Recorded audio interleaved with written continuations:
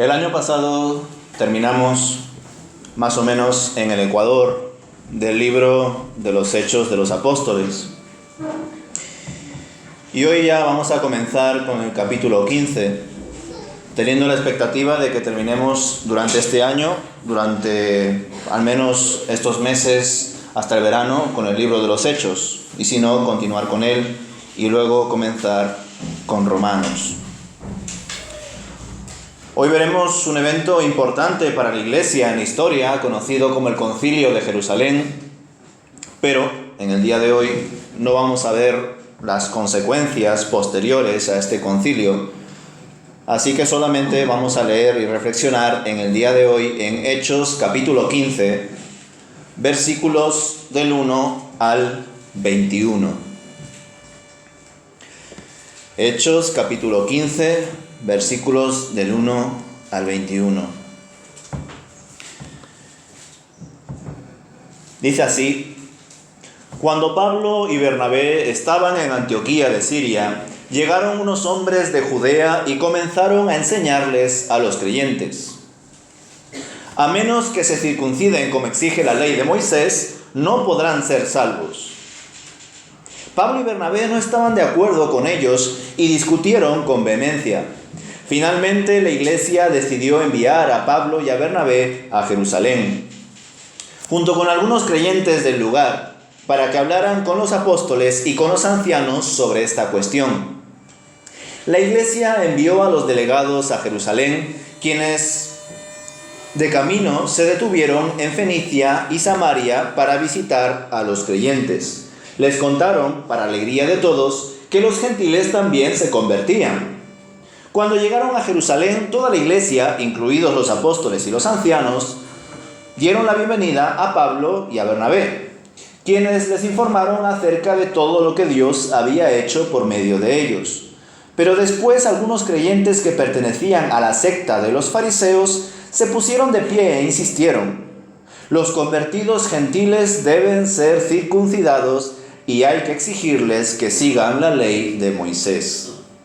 Así que los apóstoles y los ancianos se reunieron para resolver este asunto.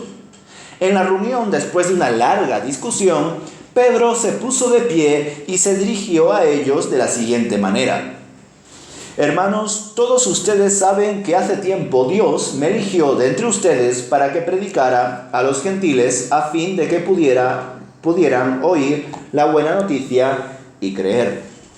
Dios conoce el corazón humano y Él confirmó que acepta a los gentiles al darles el Espíritu Santo tal como lo hizo con nosotros. Él no hizo ninguna distinción entre nosotros y ellos, pues les limpió el corazón por medio de la fe. Entonces, ¿por qué ahora desafían a Dios al poner cargas sobre los creyentes gentiles con un yugo que ni nosotros ni nuestros antepasados pudimos llevar? Nosotros creemos que todos somos salvos de la misma manera, por la gracia no merecida que proviene del Señor Jesús. Todos escucharon en silencio mientras Bernabé y Pablo les contaron de las señales milagrosas y maravillas que Dios había hecho por medio de ellos entre los gentiles. Cuando terminaron, Santiago se puso de pie y dijo: Hermanos, escúchenme. Pedro les ha contado de cuando Dios visitó por primera vez a los gentiles para tomar de entre ellos un pueblo para sí mismo.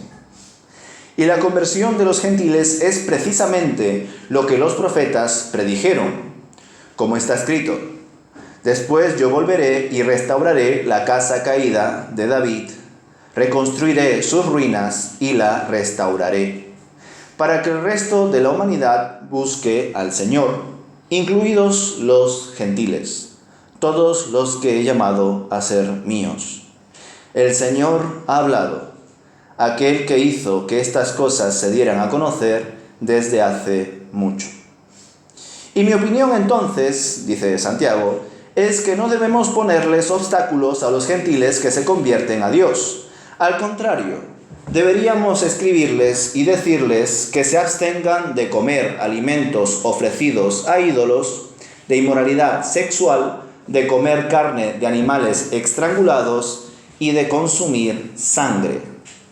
pues esas leyes de Moisés se han predicado todos los días de descanso en las sinagogas judías de cada ciudad durante muchas generaciones.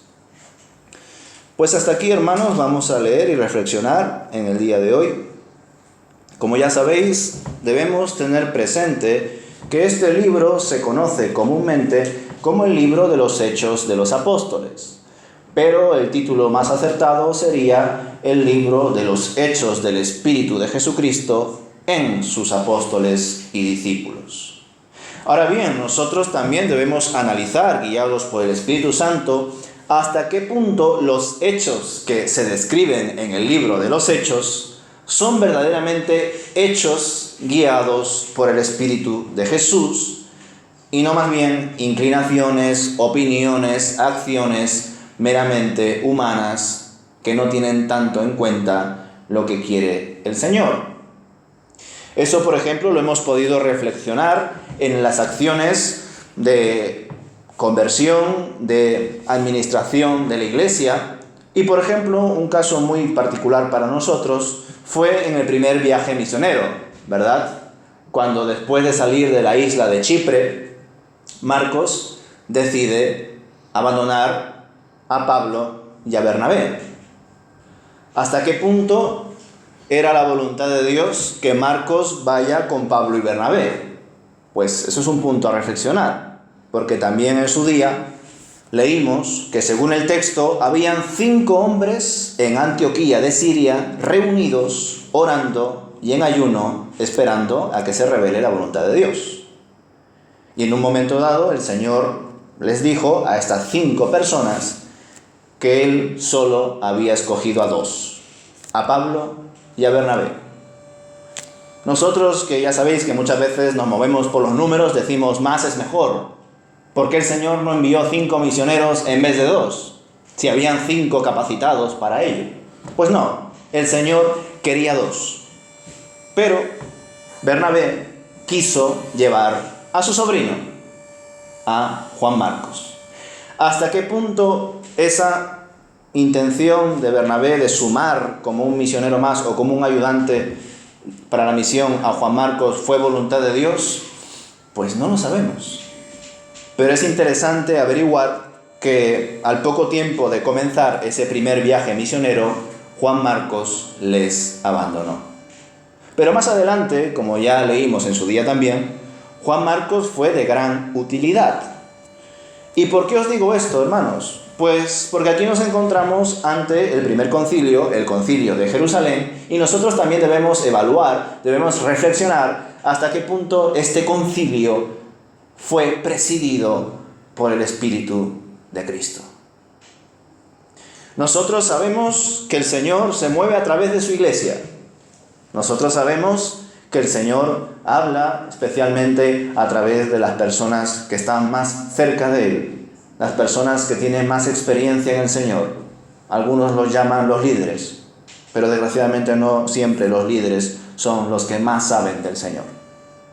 Ojalá siempre sea así, que sepan más del Señor, pero no siempre es así. Si os fijáis en todo lo que hemos leído de este capítulo 15, una parte nada más, en ningún momento se menciona al Espíritu Santo, ¿verdad? En ningún momento se nos dice, y Dios dijo a los apóstoles y ancianos, haced esto.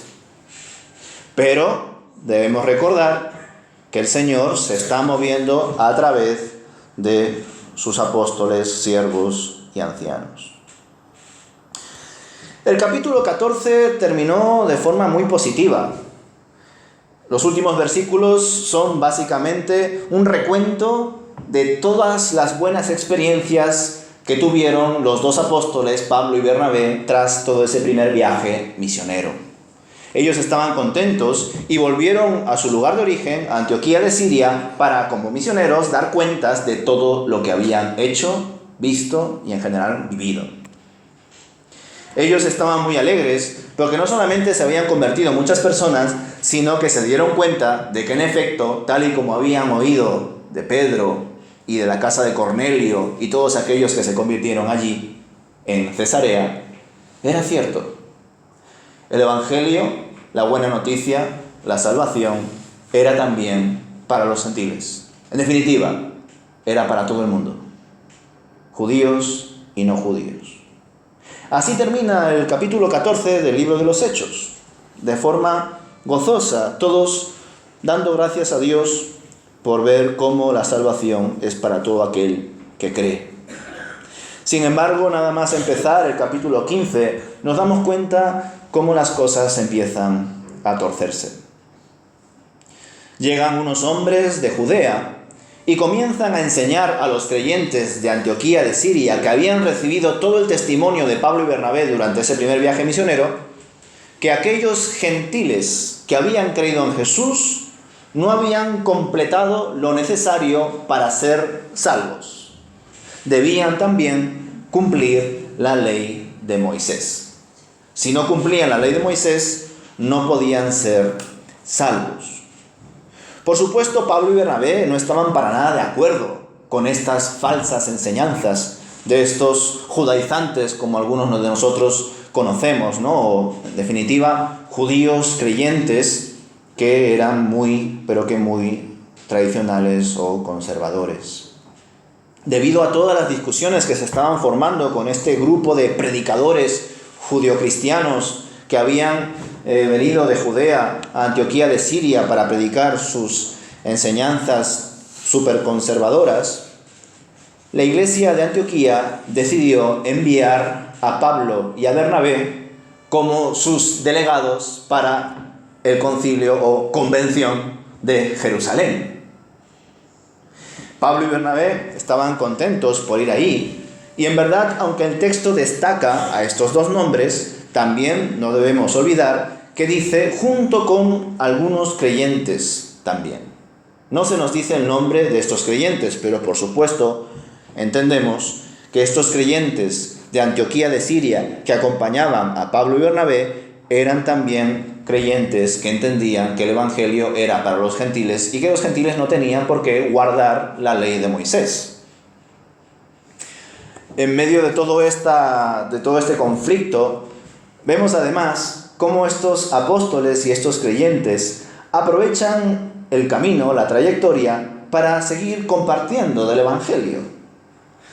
Vemos que la iglesia envía a sus delegados a Jerusalén y en el versículo 3 se nos dice que de camino de Antioquía a Jerusalén, comparten la palabra en Fenicia y Samaria y visitan a los creyentes que encuentran allí. Les cuentan con alegría cómo los gentiles también se convertían. Cuando llegaron a Jerusalén, toda la iglesia, los apóstoles, los ancianos, todos estaban allí recibiendo y dando la bienvenida a los delegados de Antioquía y a Pablo y a Bernabé. Ellos les informaron acerca de todo lo que Dios había hecho durante ese primer viaje misionero. Pero los de la secta de los fariseos se opusieron a ellos y les dijeron: los convertidos gentiles deben ser circuncidados y hay que exigirles que sigan la ley de Moisés. Debido a estos conflictos, los apóstoles y los ancianos deciden reunirse. Parece ser de forma un poco semiprivada, ¿verdad?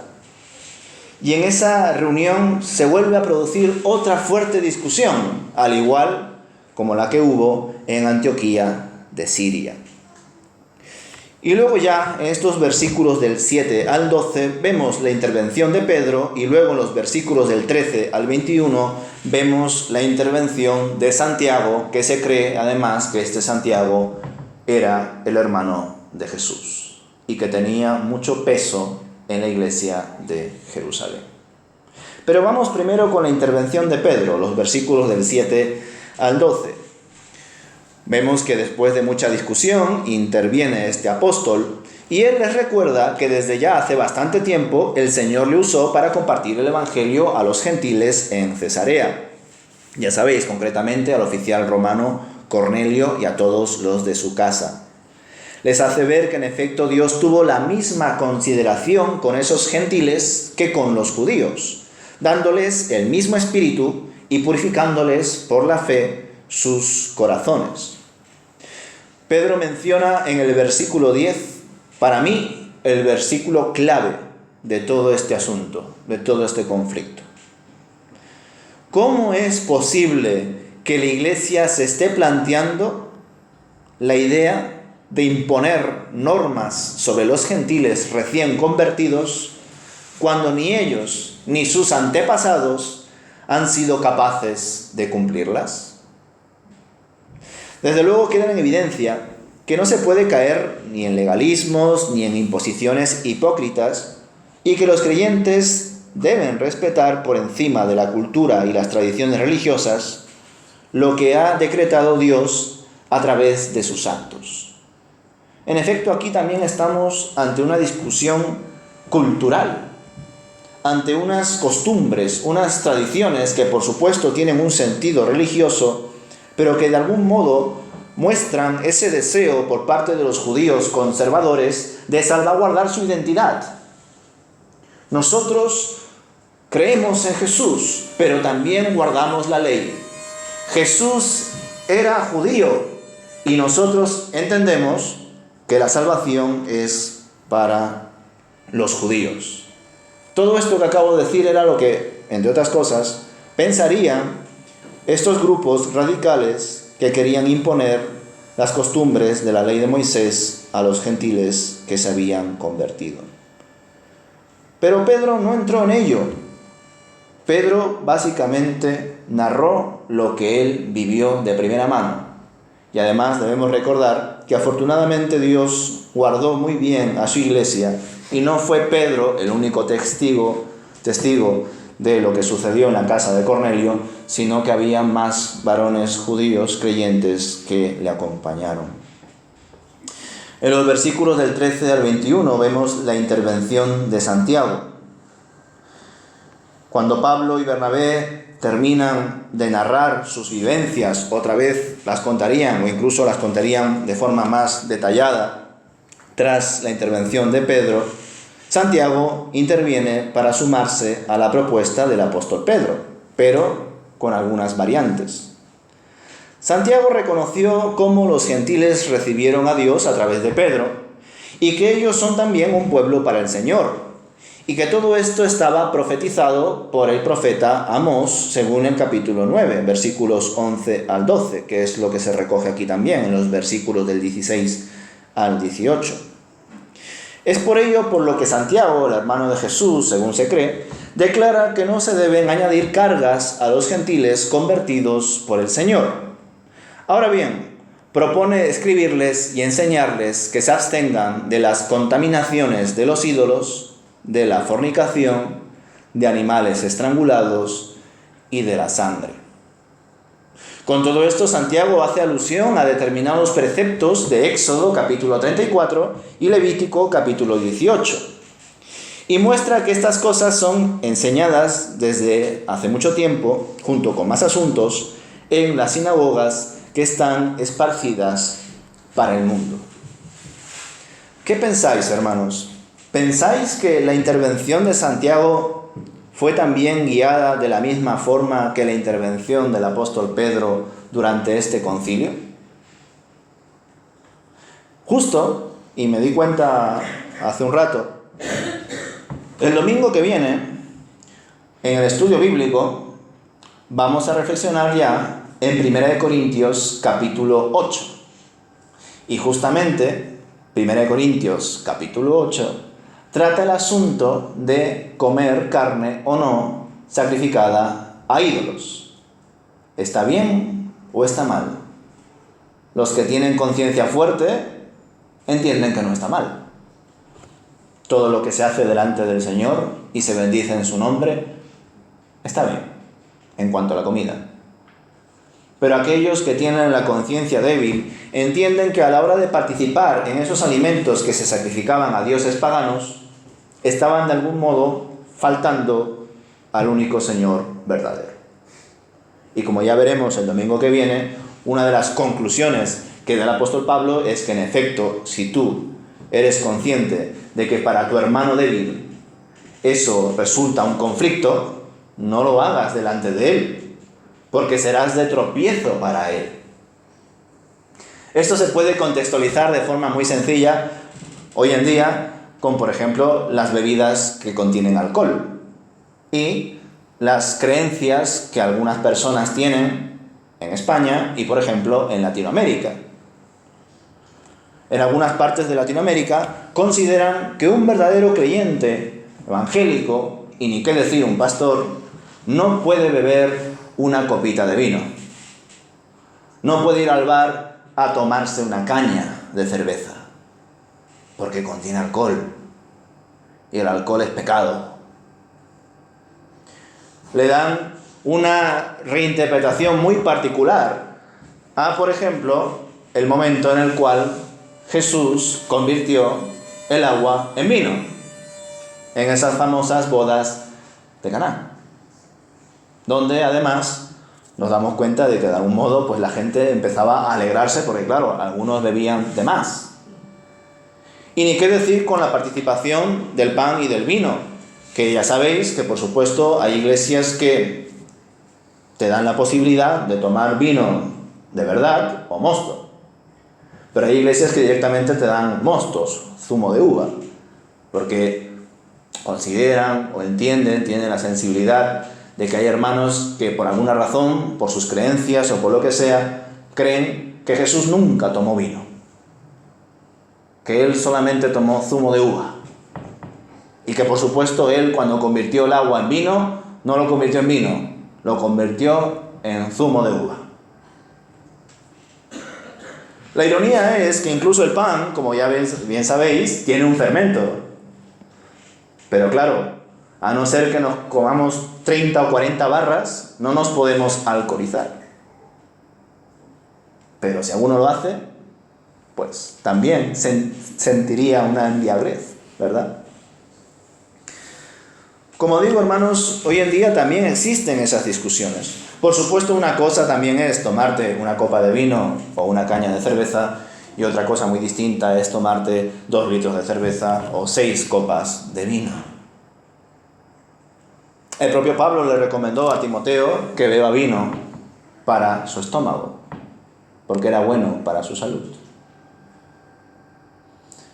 Entonces, hermanos, cuando evaluamos estos asuntos, que como podéis comprender, no son para nada asuntos relacionados con las doctrinas más esenciales de nuestra fe, ¿verdad? Aquí no estamos discutiendo si Jesús era verdaderamente Dios y hombre, o si la salvación se efectuó en la cruz, o si pasó algo raro allí.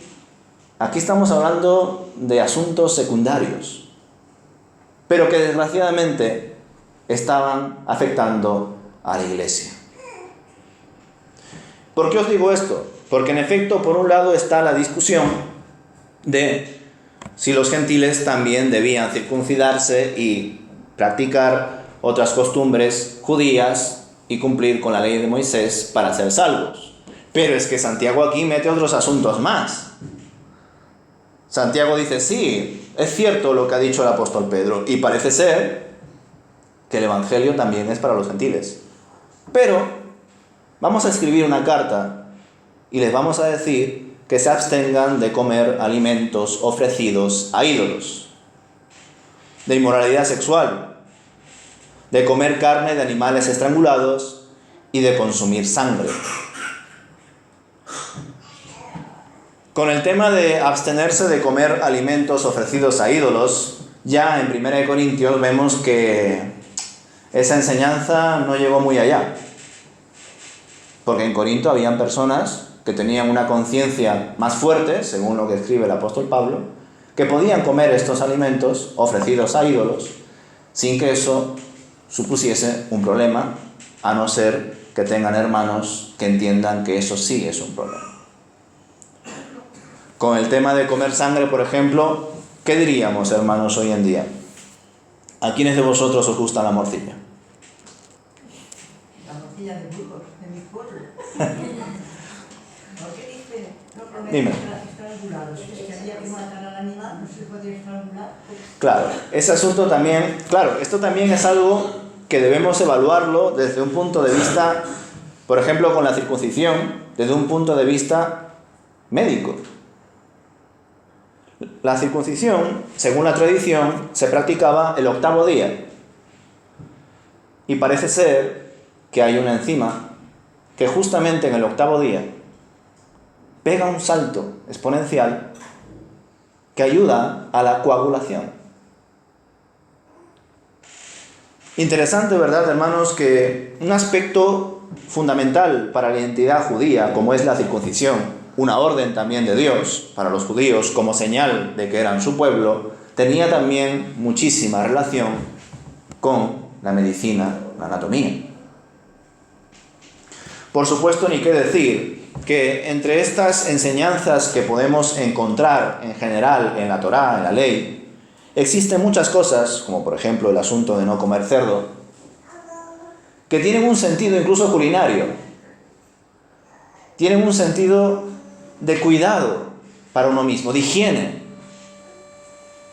Hoy en día, sin embargo, ¿a quién le gusta el jamón ibérico 100%? Pero sin embargo, en esos tiempos no se cuidaba el cerdo como hoy en día se cuida. Entonces, es particular cuando analizamos estas normas, estas recomendaciones que aparecen en el Antiguo Testamento a la hora de no comer ciertos alimentos. Es más, esto también lo aprendimos con Pedro. Antes de que llegasen los mensajeros que Cornelio envió, Pedro tuvo una visión que se repitió 3 veces. Vio cómo de lo alto bajaba un manto con todo tipo de animales. Reptiles, cuadrúpedos, animales que los judíos, por sus costumbres, por su ley, no podían comer. Y el Señor le enseñó a Pedro que no puede llamar impuro a lo que Dios ha hecho puro. Por supuesto, hermanos, ya me conocéis, yo no os voy a decir qué es lo que tenéis que pensar. Pero os invito a reflexionar hasta qué punto el Espíritu del Señor estaba hablando a través de este concilio de Jerusalén, en la boca de Bernabé y de Pablo, en la boca de Pedro y en la boca de Santiago. Reflexionar, teniendo en cuenta esto, que aunque no se mencione el Espíritu Santo por ningún lado aquí, eso no quiere decir que el Espíritu Santo no esté. Pero que tampoco debemos entender que una persona, por ser líder, pastor, apóstol o lo que sea, ya es intachable y todo lo que dice va a misa. Porque como leímos en Gálatas capítulo 2, el propio apóstol Pablo tuvo que exhortar al apóstol Pedro y también al apóstol Bernabé. ¿Por qué? Porque ellos entendían que sí, el evangelio es para todos, para judíos y para gentiles.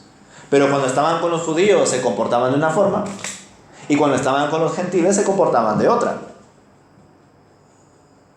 Eran hipócritas en ese sentido.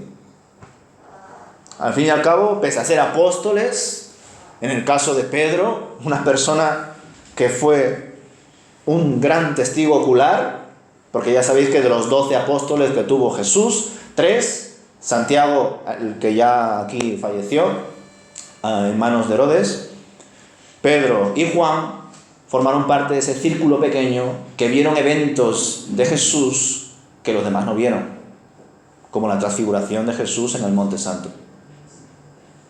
Y aún así, pues Pedro, con todo el bagaje que tenía, la experiencia, el conocimiento, pues también caía en problemas, que nosotros también caemos a veces.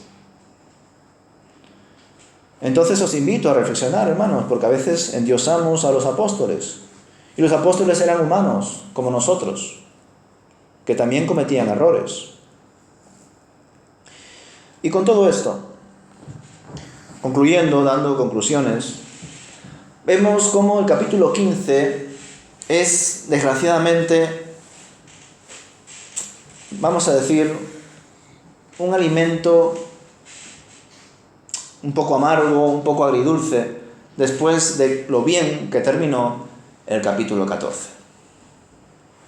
Capítulo 14, como dije antes, termina con un tiempo de alegría, de gratitud al Señor. Pablo y Bernabé estaban totalmente inspirados por Dios, agradecidos por Dios, porque muchos se habían convertido, incluidos gentiles, durante su primer viaje misionero. Todos los hermanos de Antioquía estaban gozosos porque muchos habían recibido del Señor, y no solamente eso, sino que el Señor les dio la sabiduría a Pablo y Bernabé de regresar por los puntos que habían visitado y dejar allí personas maduras, pastores, ancianos, que guarden a los hermanos.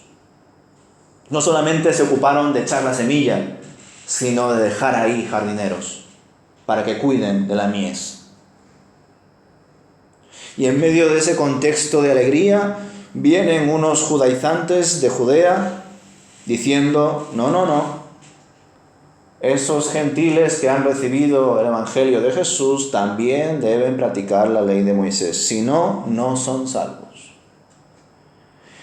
Y eso, hermanos, es otro asunto que a mí particularmente no me gusta de lo que veo aquí en el capítulo 15, y que veo que también es un grave error. Y de hecho lo veremos después, elevado a la potencia, porque es uno de los grandes problemas que afronta el apóstol Pablo a la hora de escribir sus cartas. ¿Cuál es? Los judaizantes, que una y otra vez, ya sea en Galacia o en cualquier región, decían: no, los gentiles también deben guardar las costumbres judías, la ley de Moisés. ¿Y por qué acabo de decir que esto es uno de los asuntos que no me gustan del capítulo 15 de Hechos? Porque, hermanos, las cosas hay que ponerlas en común. Y si incluso tenemos ideas distintas entre nosotros, más aún, porque la iglesia somos todos. Pero cuando se descubre que hay un sector de la iglesia que empieza a dar ciertas enseñanzas que no es que sean algo distintas, sino que son totalmente contrarias a la verdad, voluntad, revelación de Dios, a esos hermanos hay que disciplinarles, hay que discipularlos. En definitiva, hay que tratar con ellos. Y yo no observo eso en el capítulo 15 del libro de los Hechos. Observo que entre ellos discuten, que entre ellos dan a entender qué es lo bueno, que entre ellos incluso, como ya veremos en otro momento, porque hoy ya no da tiempo, probablemente en el culto de oración del viernes, deciden enviar una carta y envían a varios, junto con Pablo y Bernabé, para que llegando a Antioquía de Siria puedan compartir esa carta a todos, contando las conclusiones que han tenido en ese concilio de Jerusalén. Es más, una de las personas que va hasta Antioquía de Siria es Silas, que se convierte luego en compañero de Pablo, porque Pablo y Bernabé se separan. Un asunto también a tener en cuenta: hasta qué punto la separación de Pablo y Bernabé fue guiada por Dios o fue quizá un impulso humano.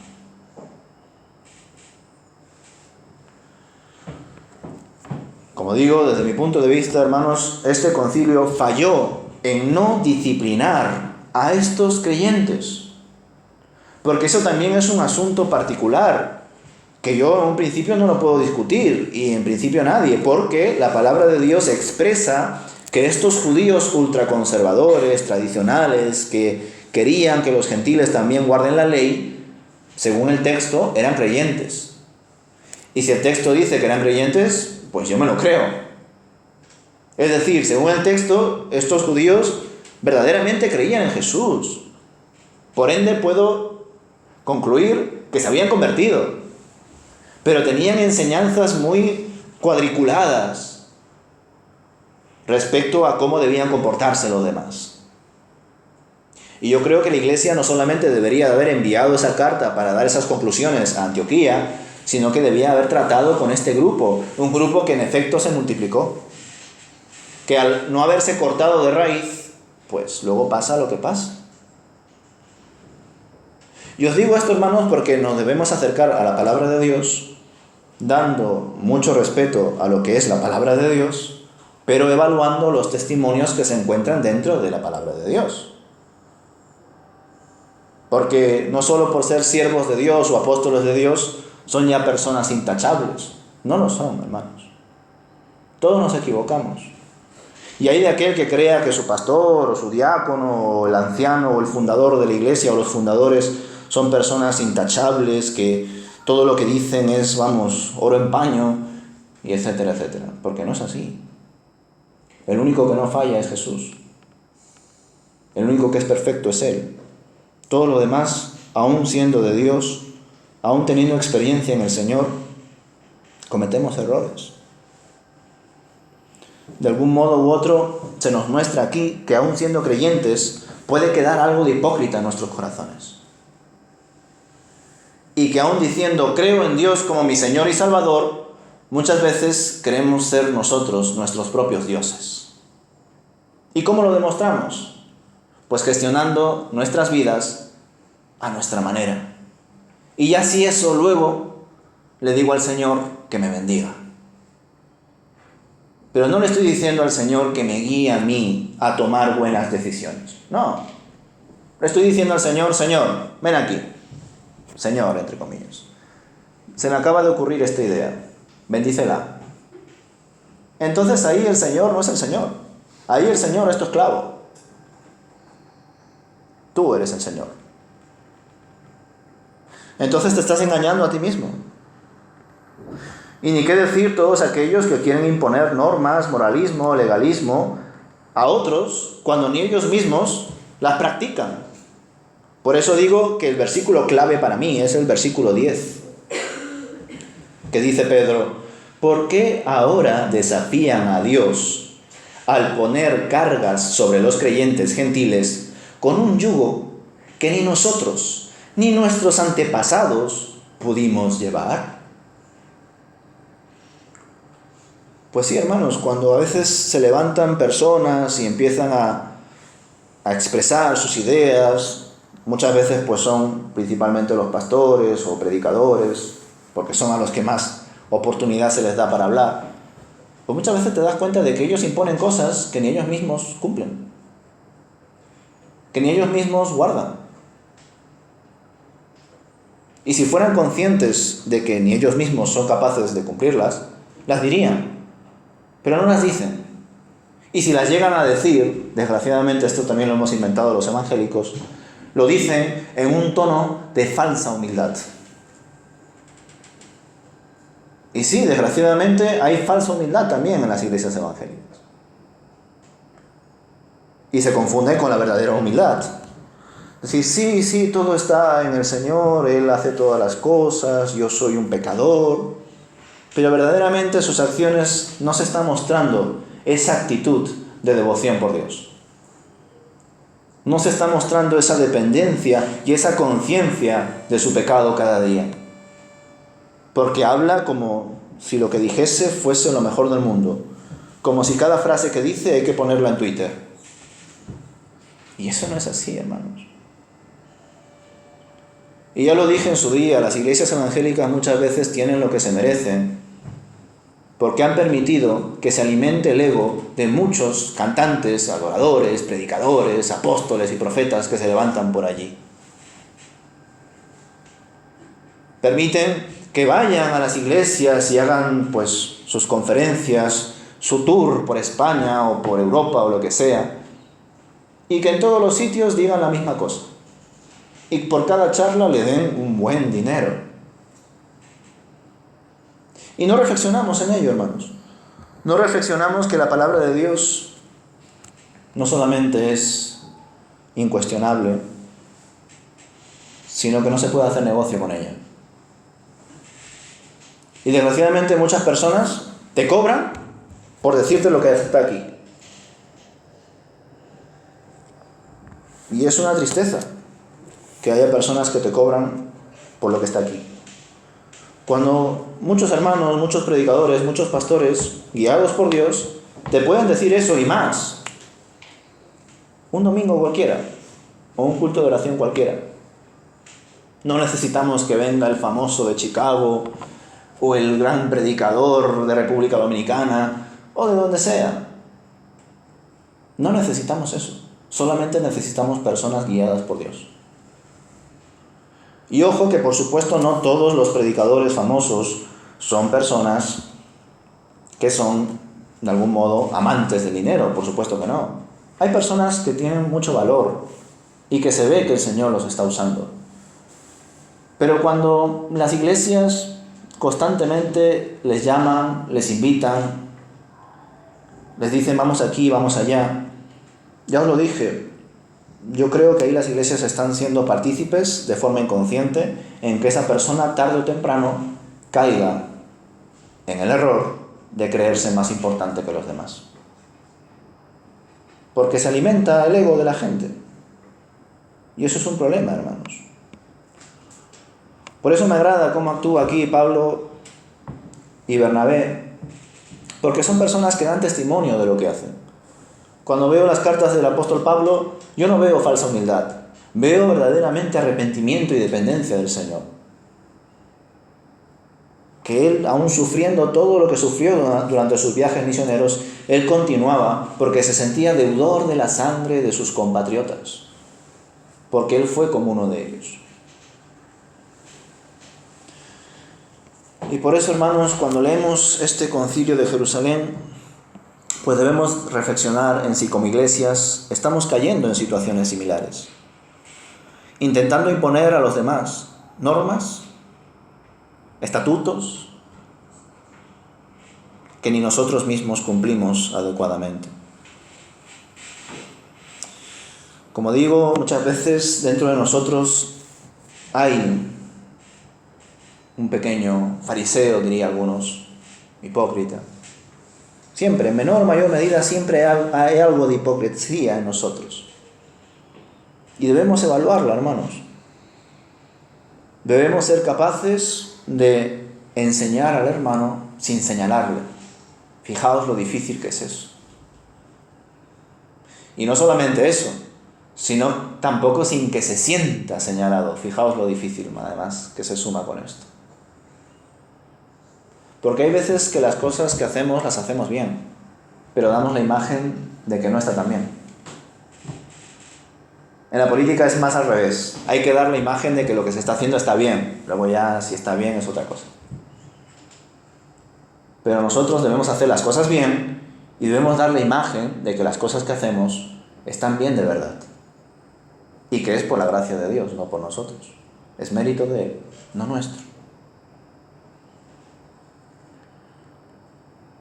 Por eso cuando nos constituimos como iglesia, cuando nos unimos en uniones, convenciones, federaciones, alianzas, debemos tener presente primero lo que el Señor quiere, hermanos.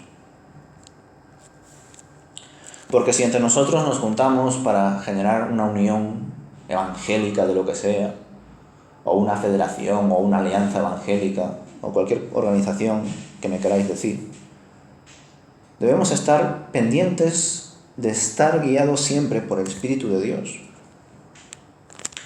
Porque sí, debemos organizarnos como personas humanas que somos, pero entender que la iglesia le pertenece a Dios, no a nosotros. Y desgraciadamente muchas asambleas, muchos estatutos, muchas reuniones administrativas demuestran hoy que lo que pasó en el Concilio de Jerusalén también está pasando ahora. Que muchas veces se votan decisiones, se escriben artículos de reglamento interno que ni las propias personas que lo proponen lo cumplen. Y sin embargo quieren que los demás lo hagan. Y eso es lo que ha pasado muchas veces. Y lo que pasó en el Concilio de Jerusalén. Y lo que bien expresa el apóstol Pedro. ¿Cómo ponéis cargas sobre ellos cuando ni nosotros ni nuestros antepasados las hemos cumplido? Pues no repitamos el mismo error, hermanos. Y para ello, como bien dice la frase, pues hay que conocer bien la historia para no volver a repetirla. No caigamos en esos errores, en esas divisiones, porque solamente hacen daño, hermanos. Seamos guiados por Dios y por su Espíritu. Su sacrificio ha sido suficiente, no solamente para salvarnos, sino para renovarlos. Así que no debemos resistirnos a ese cambio. Debemos negarnos a nosotros mismos y que sea su Espíritu el que transforme toda nuestra vida, todo nuestro ser. Porque si no, por más que tengamos años y años en el Señor o años y años yendo a la iglesia, habrá muchas cosas de nosotros que todavía no se habrán renovado. Y por tanto será de carga para nosotros, será de carga para nuestros hijos y será de carga para nuestra iglesia.